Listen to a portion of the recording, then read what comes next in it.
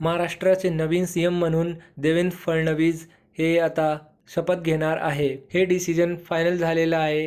काही दिवसांआधी एकनाथ शिंदे आणि देवेंद्र फडणवीसमध्ये काही तक्रार आहे, काही मतभेद आहे अशी बातमी ऐकायला मिळाली होती। पण आता दोघी नेते एकमेकांसोबत राहून काम करणार आहे आणि आता देवेंद्र फडणवीस आज शपथ घेणार आहे। देवेंद्र फडणवीस मुख्यमंत्री तर एकनाथ शिंदे उपमुख्यमंत्री आणि अजितदादा पवार उपमुख्यमंत्री, म्हणजे महाराष्ट्रात 2 उपमुख्यमंत्री आणि 1 मुख्यमंत्री असे 3 लोक आज शपथ घेणार आहे।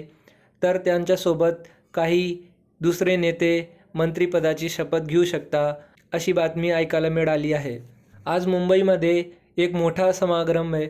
तिथे प्रधानमंत्री मोदी, अमित शहा आणि बाकीचे नेते जमा होणार आणि देवेंद्र फडणवीस मुख्यमंत्री बनण्यासाठी शपथ घेणार आणि त्यानंतर लाडकी बहीणचे पैसे आणि बाकीचे काम जे अटकलेले आहे ते सध्या सुरू होऊन जाणार।